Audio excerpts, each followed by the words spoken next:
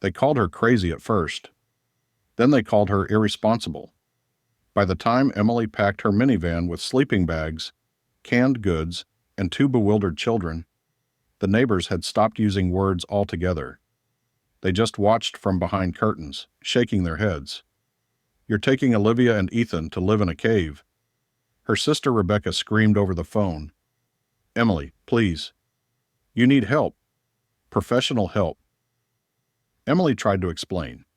She showed Rebecca articles, studies, patterns she'd been tracking for months. The increasingly frequent power outages, supply chain disruptions, grocery store shelves empty for days at a time, infrastructure failures that officials called temporary without offering solutions. "Everyone's struggling," Rebecca said, her voice softening with pity. "But we adapt. We cope. We don't run away to live like cavemen." That conversation was 3 weeks ago at the beginning of October. Now it was November, and Emily was hauling the last batch of supplies up the trail into the Rocky Mountains, her breath clouding in the frigid air. Ethan, 7 years old, trudged behind her with a backpack, while 10-year-old Olivia brought up the rear, complaining about the cold. The cave wasn't just a cave.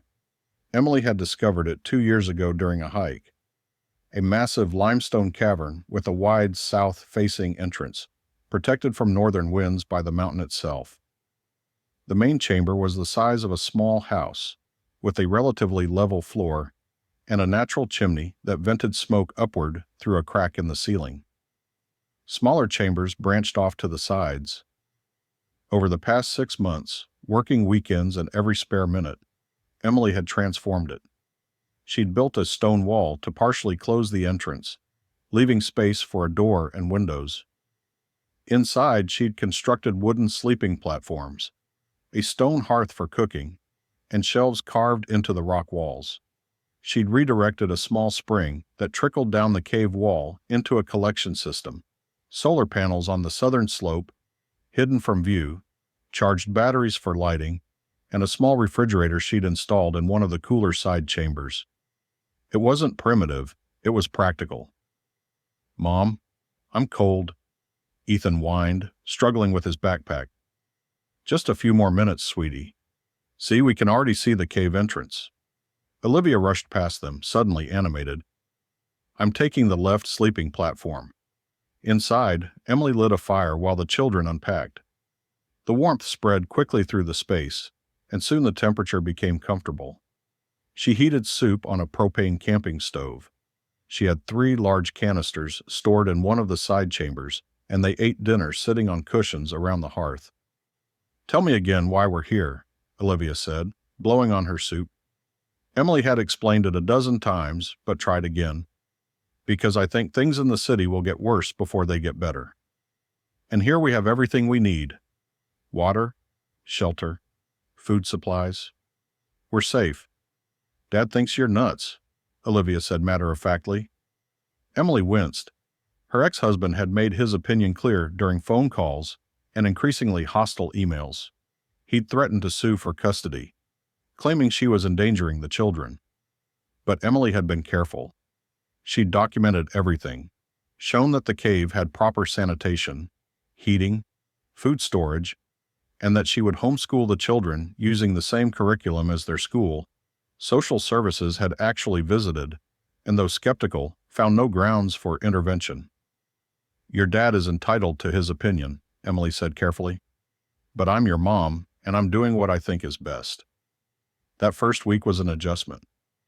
The children complained about no internet, missing their friends, the constant smell of wood smoke.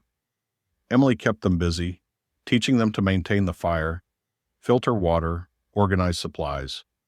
She set up a homeschooling area in the brightest part of the cave and stuck to a strict schedule. Math in the morning, reading after lunch, science in the afternoon. They went down to the small town of Pineville twice a week for supplies and to charge devices at the library. Emily obsessively checked the news during these trips. In the cities, the situation was getting worse. Outages lasted longer. A severe snowstorm paralyzed the East Coast, and the power grid failed in several states. Stores were rationing food. Gasoline was scarce. "You're lucky you're up here," said the general store owner, Mike, during their second week. He was one of the few locals who didn't treat her like she was crazy. The town is overflowing with people fleeing the cities. Some of them aren't too friendly. Emily bought extra batteries and canned goods. On the way back up the trail, she noticed fresh tire tracks on the access road that went partway up the mountain. She noted it as something to watch.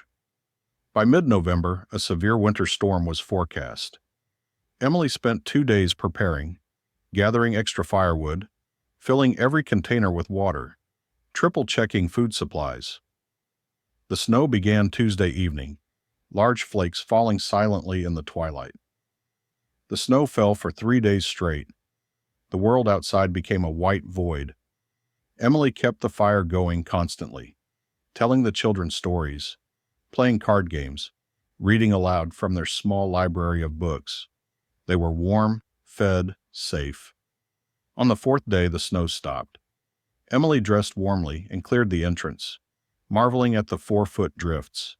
The solar panels were buried, but she'd expected that. They had battery power for at least a week, and she could always dig them out. That afternoon they heard the first sounds. Engines, several vehicles straining through the snow. Emily climbed to a vantage point above the cave, her heart pounding. Below, on the access road, she saw a convoy of trucks and SUVs slowly moving through the snow. They weren't heading to town. They were heading up. She slid down and hurried inside. "Olivia, Ethan, I need you to be very quiet, okay? Like a game. Whoever makes the least noise wins." Olivia's eyes widened. "Mom, what's wrong?" "Probably nothing, but just in case, let's play the quiet game." The vehicles were getting closer. Emily could hear them clearly now. Engines roaring, doors slamming, voices, many voices. Through a gap in the stone wall, she carefully peered out. At least 20 people, maybe more. They were setting up tents in a clearing about 100 yards from the cave. City people, by the look of it, in expensive winter clothing that was already dirty, carrying designer backpacks. Several were trying to start fires with wet wood, cursing and arguing. Emily recognized the type, wealthy urbanites who'd fled when infrastructure collapsed, thinking they could wait it out in some mountain Airbnb until things improved. They probably had no idea how to survive here. She pulled back from the gap, thinking they hadn't noticed the cave yet. The entrance was partially hidden by rocks, and the wall she'd built blended in. If she kept quiet, minimized smoke, maybe they'd leave in a few days. But over the next week, it became clear they weren't leaving. More vehicles arrived. The camp grew. Emily watched from her hidden vantage points. As the refugees, that's what they really were, struggled with basic survival. Their fires went out. They were burning through food too quickly, cooking carelessly over open flames. Arguments flared constantly. On the 8th day, she saw 2 men breaking into one of the trucks, stealing food from their own group members. That night, she heard shouting, then a scream, then silence. "Mom, I'm scared," Ethan whispered in the darkness. They'd stopped using light at night, afraid of being spotted. "We're okay, baby. We're safe here." But she wasn't sure how long that would last. By the 3rd week, the refugees were desperate. Emily watched as they spread out, searching for anything useful. They'd stripped every accessible tree of branches, trampled the snow, looking for caves or shelter. Several times people passed within 20 feet of their entrance. But the wall Emily had built made it look like just another rock outcropping. Then the temperature dropped. The weather forecast she'd heard on their last trip to town 2 weeks ago predicted record cold. It came with brutal intensity. -20 degrees, even -30. Cold that could cause severe frostbite. Emily kept her family warm, burning wood carefully, keeping the fire steady. They wore layers, ate hot food. The cave, as she'd learned from her research, maintained a relatively constant temperature. The earth itself acted as insulation. Even when it was -30 outside, in the deep parts of the cave, it was 45 degrees. With the fire, their living area stayed at 65. Outside, people were suffering from frostbite. She heard the first screams on Thanksgiving Eve. Someone had wandered from camp, gotten lost in the darkness, suffered severe frostbite. They found the body in the morning. Others followed. The refugees tried burning car seats for warmth, but the toxic smoke made people sick. They huddled in tents that provided no real insulation. Emily watched through her viewing gap as they grew weaker, thinner, more desperate. On Christmas, a group of them found the cave. Emily heard them before she saw them. Excited shouts, the crunch of boots through snow. She grabbed Olivia and Ethan, pulling them into the deepest chamber. "Stay here. Don't make a sound. Promise me." They nodded, terrified. Emily returned to the main chamber just as someone began pounding on the door she'd installed in the entrance wall. "Hello? Is anyone there? Please, we need help."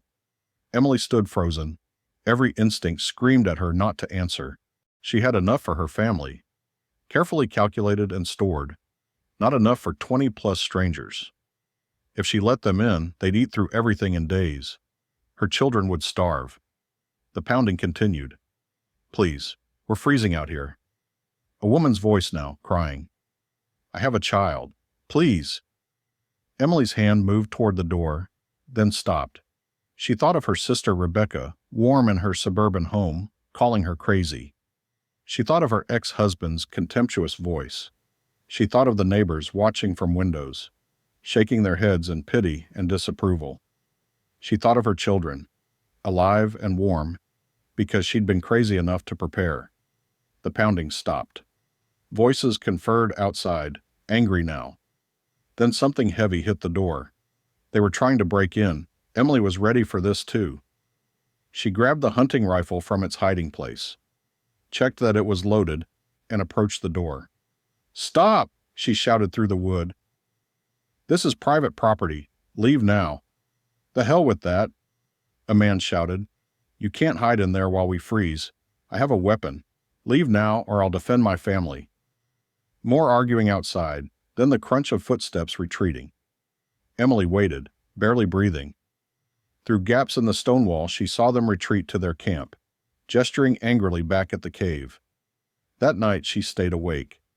She sat by the door with the rifle, listening. Around 3 a.m., she heard footsteps again, trying to be stealthy. A scraping sound at the door, someone testing it. She fired a warning shot high in the air where no one should be standing. The footsteps ran away.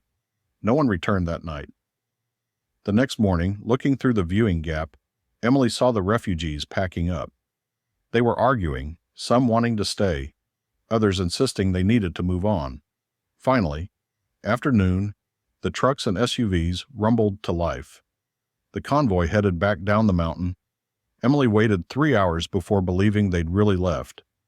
That night, she let the children build a fire in the main chamber again, bright and warm.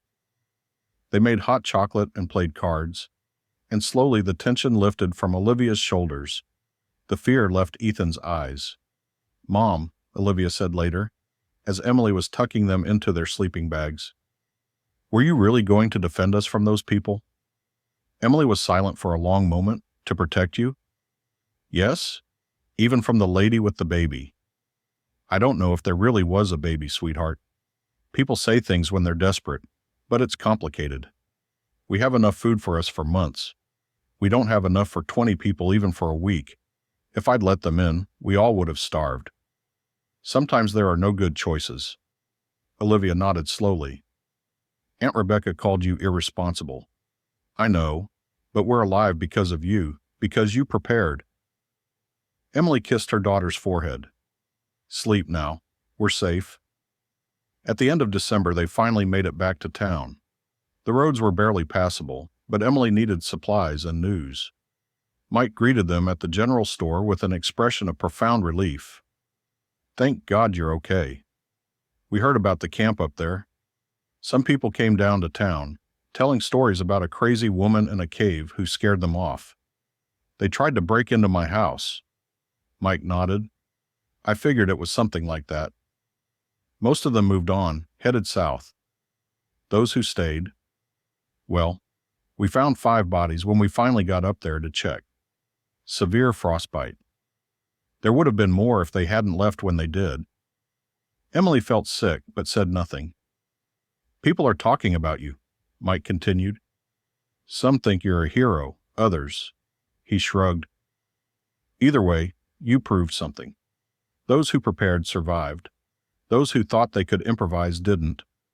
Over the next few weeks, as winter slowly loosened its grip, something strange happened. People started visiting. Not desperate refugees, but locals, preppers, survivalists, people who wanted to see the cave, learn from what Emily had done. How much food storage? They asked. How do you filter water? Can I see your solar setup? Emily showed them cautiously at first, then with growing confidence. She organized workshops, teaching skills her neighbors might need. Olivia and Ethan helped, demonstrating how to maintain a fire, how to conserve water. Her sister Rebecca called in January, her voice small. Emily, the electricity was out for a week. We ran out of food on day 3. Had to stand in line for hours at the relief station. I kept thinking, I should have listened to you. Are you okay? The kid's okay. Scared, but okay. I'm sorry. I'm sorry I called you crazy. By February, when the snow finally melted and the first green shoots appeared, Emily's phone was ringing constantly. People wanted to hire her as a consultant, to help them prepare, teach what she knew. A magazine wanted to do a feature story. A publishing company offered a book deal. She declined most of it, but agreed to teach classes in town, weekend workshops on emergency preparedness, sustainable living, self-sufficiency. One Saturday afternoon, as she was showing a group of 20 people how to properly store food, she looked up and saw her ex-husband standing at the back of the room. He waited until the class ended, then approached nervously. I was wrong, he said simply, about everything. Can I see them, Olivia and Ethan? Emily studied his face, saw genuine regret there. They're at the cave. You can visit if you want, but James, if you call me irresponsible again, if you ever try to take them from me again, we're done. Understand? He nodded. I understand. You saved their lives. You did what I should have done. You saw what was coming and you acted. They walked up the trail together in silence. When they reached the cave, Olivia and Ethan ran out, surprise and joy on their faces. James stared at the entrance, at the sturdy door and stone walls, at the solar panels gleaming on the slope above. My God, he whispered. You really did it? You built a home. I built a shelter, Emily corrected. Home is where my children are safe. That night, after James left and the children were asleep, Emily sat at the cave entrance, watching the stars. The world below was still struggling, still recovering from the winter that had broken so many systems, so many certainties. Electricity was intermittent. Supply chains were fragile. Things would probably get worse before they got better. But here, in this cave she'd carved from stone and stubbornness, her children slept warm and fed. They were learning skills that would serve them for life. They were strong, resilient, unafraid. Everyone had mocked her until they needed what she'd built, until they realized that crazy and prepared are sometimes the same thing. Until winter came and proved that the cave wasn't a retreat from the world, but a fortress against its chaos. Emily smiled in the darkness. Let them mock. Let them doubt. She and her children would endure, thrive, be ready for whatever came next. The cave had taught them that survival isn't about luck or hope. It's about preparation, determination, and the courage to act when others only talk. And that, Emily thought, finally heading inside, was the most valuable lesson of all. Thank you so much for watching. If you enjoyed it, don't forget to like and subscribe to the channel. Write in the comments what city you're from. I'm very interested to know where my audience is watching from. The story is fictional. Any coincidences are random. Thank you for being with me.